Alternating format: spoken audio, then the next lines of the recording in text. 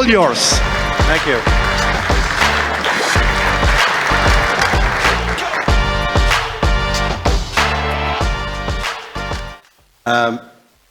I should have some slides. No? Hola. ¿Qué pasó? No sound? Ah, please, the presentation.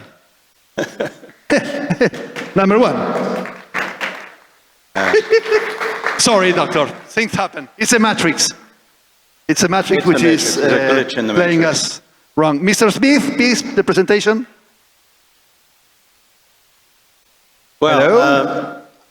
I've never followed a hip-hop act before, so this is You a can little try- different for me. I've followed philosophers before, so I think I'm okay. Yeah. But can you tell us a bit more about your past in the space? Because you've been one of the first ones to talk about Bitcoin. When was your first time in contact with Bitcoin? Well, as I'll talk in a minute, in 1995, I had an exchange with Hal Finney about digital currency. Okay. So So you spoke with Satoshi. in the space broadly, I've been around since before private money was cool. Yay. Okay. When he said 1995, I thought he was even before me. I'm since 1997 when I wrote bitcoins.com, the World Wide Web eCash program, yes? But 1995 with Hal Finney, and Hal Finney is Satoshi. Satoshi? Nakamoto? No? No, No, not sure. No, but- Okay. Finney maybe. Maybe. Bueno, chicos, ¿tenemos la presentación? ¿Hola? Ok. Well, Señor Smith. I'm here to talk about monetary standards. My notes were supposed to be in front of me, but I'll wing it. So this book that I'm plugging, Better Money, Gold, Fiat, or Bitcoin, is an attempt to compare different monetary standards and ask whether Bitcoin can fulfill its promise to become a global medium of exchange, right? A money in the ordinary sense. So the first chapter of the book talks about private versus public money and the history of private money, which is unknown to a lot of people and unknown to most economists. They just take it for granted that we have a central bank, we have to have a central bank, the state has always been the provider of money. But what I try to show is that that's not true. Money emerged out of market forces. It was only later that governments monopolized the mints and then created central banks to control the issue of money. But what the market had produced were commodity standards, and those narrowed down to gold and silver standards. So that was the market-chosen monetary system. But for most purposes, people didn't carry around sacks of gold and silver coins. They used the services of banks. And banks should have the same security of property rights that Alvaro was just saying Bitcoin has. People are able to transfer claims on gold and silver quite conveniently, and the banking system kept introducing new technologies for transferring wealth in the form of money. And the battle in the intellectual realm was between the economist Karl Menger, the founder of the Austrian School of Economics. You may hear more about Austrian economics during the day and today and tomorrow, against what's called the state theory of money, associated with a German economist named Georg Friedrich Knopp. And Knopp's idea is that the only money that counts is the money that's sanctioned by the state. And it's just based on myth that money has to be a creature of the state. And Menger's conclusion is, look, money arose without any involvement of the state. It didn't take a wise king. It didn't take an act of the legislature. It just took people finding more convenient ways to trade. They moved naturally from barter to trying to use commodities that would be more widely acceptable and then converging on gold and silver as the best among the commodity monies.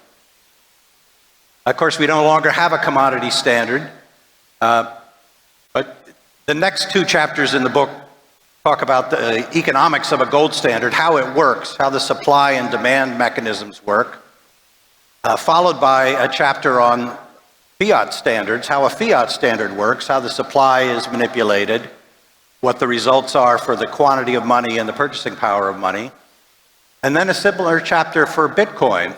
So a Bitcoin standard is a bit hypothetical in that everyday transactions are not often conducted in Bitcoin. Some transactions, yes, but not everyday transactions in very many places. I think there's a beach in El Salvador, but apart from that. But I analyzed the supply and demand for Bitcoin using supply and demand curves. And then the final chapter, so there are only 6 chapters, the final chapter is about the contrast between a gold standard on the one hand and a Bitcoin standard on the other hand. And I ask how do they differ in their supply properties. Maybe I should step back and say a little about myself and how I got interested in these topics. So as I was just saying, I was studying these topics in the 1980s, that is, private money versus state money, and there weren't many economists who were doing that. There was me, there was George Selgin, who was a student of mine, but we discovered that there were people interested in cryptography, the cypherpunks, who were working on similar issues, but from a more technological viewpoint. That is, they were actually trying to engineer a private money that would be internet native. And so, as I mentioned, in 1995, I was in an exchange in a magazine called Extropy. So Extropy is the opposite of entropy. Extropy is where things get better and more organized. And Extropy was published by a group of libertarian futurists who were connected with the cypherpunks, the people who wanted to bring freedom through cryptography. So at that time, the digital money that was under discussion was developed by a cryptographer named David Chaum, and it was a way of anonymizing transfers that were cash-like. So Chaumian cash could be transferred without any physical intermediation, just from device to device, and it would be a bearer instrument, kind of like a digital version of banknotes, banknotes being the paper claims to gold that banks issued in the 19th century. So my contribution to the debate was kind of skeptical to say, look, there are new ways of transferring money, but that by itself doesn't bring us a new money. What Chaum was talking about were digital dollars, just a different way of transferring US dollars. But Finney had better foresight than I did, said, well, this may be the basis for an internet native currency. It doesn't have to be a claim to dollars. It could be a claim to gold, or it could be just an asset on its own. So the idea of a new digital currency began to be born out of those discussions. And I was later on an email list with Nick Szabo. Nick Szabo was the creator of a concept, he never coded it up, but a concept called BitGold. And BitGold is widely recognized as a precursor to Bitcoin.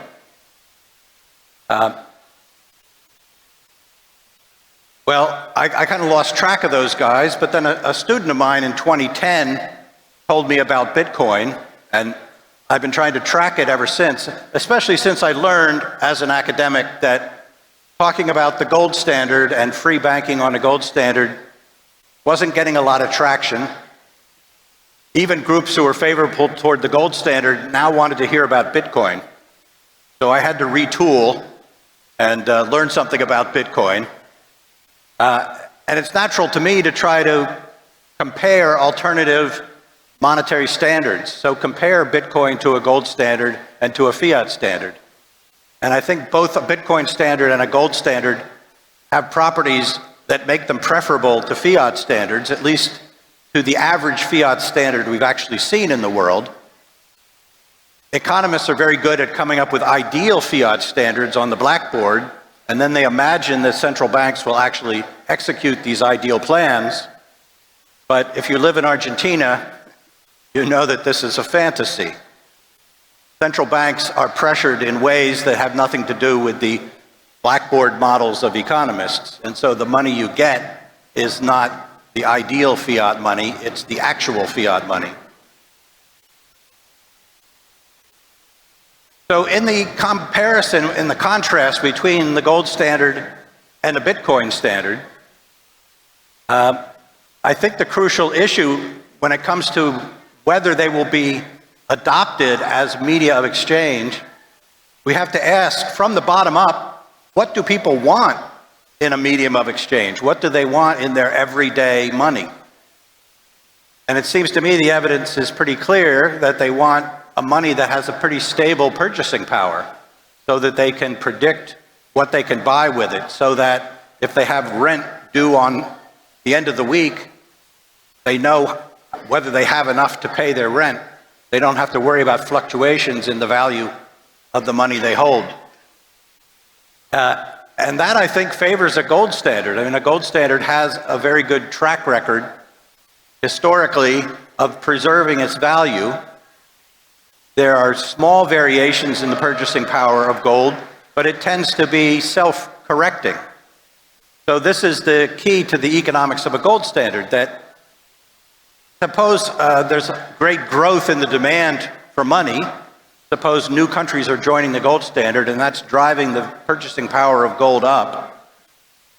Well, that's not the end of the story. That rise in value is not going to be permanent because it incentivizes gold miners to dig a little deeper, to expend a little more, to get gold that's at the margins of the gold mine, to get lower grade ore, even though it costs more to extract the gold from it, because the price of gold is high. And that means that the response to the high value of gold will be a growth in the supply of gold, and that'll bring the purchasing power back down to normal, back down to the marginal cost of extracting and coining gold. And we see this in the historical record of deviations from the long-run trend being corrected. So over long periods of time, gold had a very stable purchasing power. And you could say that in the long run, the supply curve, to use economics jargon, is very flat, meaning that changes in demand are mostly satisfied by changes in the quantity supplied, not by permanent variations in the purchasing power or the relative price. Now, Bitcoin is very differently designed. Right? With Bitcoin, you have a pre-programmed release schedule. So we know within 1%, because there is some variation and random variation in how quickly blocks are processed. We know how many Bitcoin there are today. We know how many there are going to be tomorrow and next year and the year after that. And in one way, this is a great virtue of Bitcoin. It gives us an example of a strong pre-commitment that assures us that the supply of Bitcoin is not going to be inflated. Right? We know that. And that assures people that buying Bitcoin is not going to lead to them being disappointed by there being a big burst in the supply of Bitcoin that drives down the value. So the mechanism that Bitcoin adopts is very much like what artists do when they number a print. Right, so Andy Warhol produces a Campbell soup can and numbers each print. This is number 360 out of 3,000. You know that there aren't going to be more than 3,000 copies, and that's your assurance that the supply won't be expanded and the rug won't be pulled out from under you. So this was the great insight of Satoshi, that this is a way to reassure people to give an unbacked currency value. We limit the supply in a very reliable way. And so Bitcoin the supply could be changed in principle by a consensus of the miners, but they're not going to do it. They're not going to do it because they're not going to kill the goose that lays the golden egg. Bitcoin is not just protected by cryptography, but by game theory, by the interests of the people participating in the network being to support the network and not to undermine it. But this kind of commitment to the quantity has a consequence, which in economics jargon is that the supply curve is vertical. That is, the quantity of Bitcoin doesn't respond to anything. It grows slowly over time. Right now we're in a period where it's growing at, 1.79% per year. And then there'll be another halvening and the rate of growth will slow down. But we can predict all that. But it means that the quantity of Bitcoin doesn't respond to changes in the purchasing power of Bitcoin. And so if more people want to acquire Bitcoin, the price goes up. Yay, number goes up. If people become more pessimistic about Bitcoin, the price goes down. And all of that action is in the price. None of it is in the quantity. The quantity is already predetermined. So this tells me that the price of Bitcoin is going to be volatile. And of course, we can observe that the price of Bitcoin is volatile. As compared to what? As compared to the price of gold, as compared to the price of euros, priced in US dollars. The volatility of the price of Bitcoin is much higher. Some people have said to me, well, that's just because Bitcoin is new. And as it grows, the volatility will come down. There hasn't been any evidence of it coming down, I'm sorry to say. And the design is such that we shouldn't expect it to come down because the supply curve remains vertical. Now, it's true that if Bitcoin were widely adopted as money, as a medium of exchange, as the thing in which people held their cash for ordinary transactions, that would stabilize the demand somewhat. But it's hard to get there from here because most of the demand for Bitcoin today is speculative, and that demand is volatile, and so the price is volatile. So, where does this leave us in terms of improving the money we've got, in terms of getting to a better money? Well, there's a problem in that the established money, which today is a fiat money everywhere, the established money has a great advantage just by being established, by being incumbent, by having the dominant position. People want to be paid in something they can turn around and spend with just about everybody they want to transact with. And so gold is outside of that right now, and Bitcoin is outside of that network right now. But established monies have a great network advantage. They have the biggest network.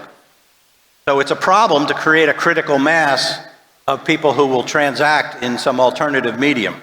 Now, that problem can be overcome, and is overcome in Argentina when people dollarize themselves.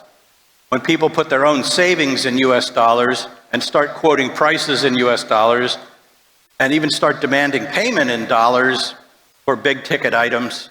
And this is happening in Argentina, it's happening in Lebanon, it's happened several times in Zimbabwe, where you have a really pathological fiat money, people will choose a better money. So a few years ago in Venezuela, when inflation was in hyperinflation ranges, we found not just people in the cities using Bitcoin to make ordinary transactions, and Pizza Hut accepted Bitcoin in Caracas, but in the gold mining regions of Venezuela, we saw people using physical gold to make payments, because you'd be a fool to hold bolivars. The price is changing rapidly every day. But shops in the gold mining regions would post prices in grams of gold, and people were paying in flakes of gold. So people do choose a better money in the sense of a money with a more stable purchasing power, as long as there's a critical mass of people who will accept it. Well, in the world as a whole, so other countries have adopted the US dollar as not the ideal money, but at least better than the money they've got. It's a very practical strategy. And as I said, we see it in Argentina today, we see it in Lebanon, we see it in high inflation countries everywhere.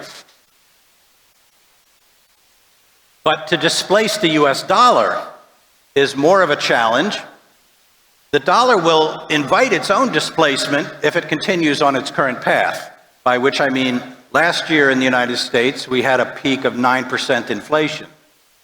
And the confidence people had in the purchasing power stability of the dollar has been shaken. And around the world, we see other countries saying, we need a payment mechanism for international trade that doesn't rely on the good graces of the Federal Reserve System of the United States. And you can't blame them for feeling that way. But if the US dollar lost its stability, the next option would be the euro, in practical terms. The euro has pretty well disqualified itself from being better than the dollar because it's had the same spike in inflation that the dollar has had over the last couple of years. There are better currencies. There's the Swiss franc, there's the Japanese yen, but neither of those countries' governments want their currency to be internationally adopted.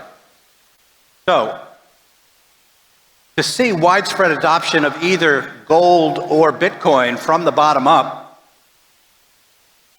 I don't expect to take place unless we get 20% inflation in the US dollar with little prospect of it coming down. I mean, I look across Latin America and 20% seems to be the threshold at which people start to seriously dollarize. So for people to move from dollar to something else, the dollar has to be pretty bad to overcome the network advantage it has. But it can happen, so it's good to have a plan B in case the dollar begins to deteriorate. Which would it be? Which is more likely, resurgence of a gold standard or resurgence of a Bitcoin standard? Well, Bitcoin faces the challenge that it's designed in such a way that the supply is inelastic and therefore the price is very volatile. And that discourages people from holding their everyday spending balances in the form of Bitcoin. Gold is a little more volatile than the US dollar, but it's much less volatile than Bitcoin.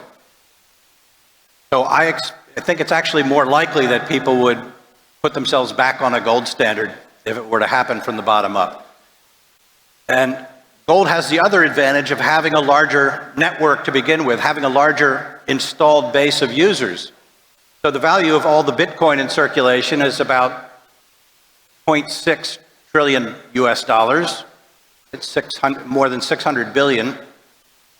The value of all the monetary gold, that is coins, bullion, ETFs, central bank reserves, is 4.5 trillion US dollars.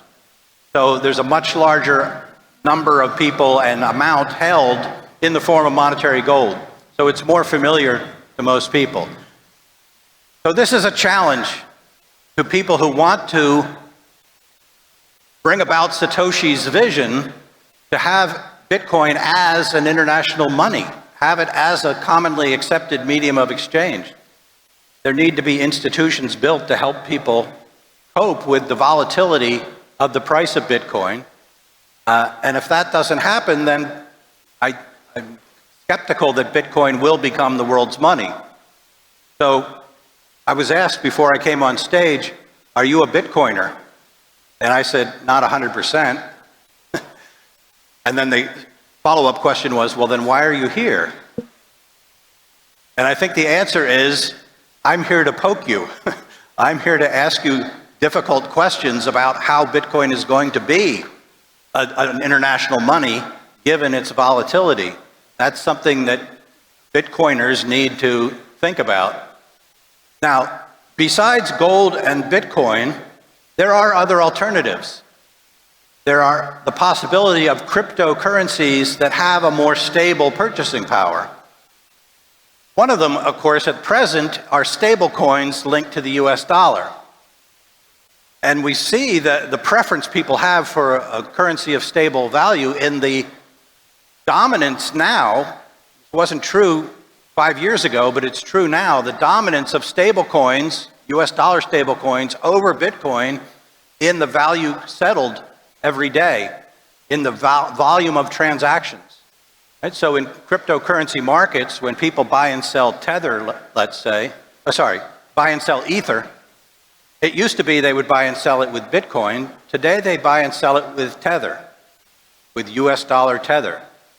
So the volume of transactions conducted in Bitcoin has shrunk relative to the volume in stablecoins. But of course, stablecoins don't provide a way to escape the degradation of the US dollar because they're pegged to the US dollar. So put that aside, that's not going to save us. There are a couple of experiments going on now. There's a coin called Ampleforth, which has a derivative called Spot. And Spot promises a peg not to the US dollar, but to an inflation-adjusted dollar.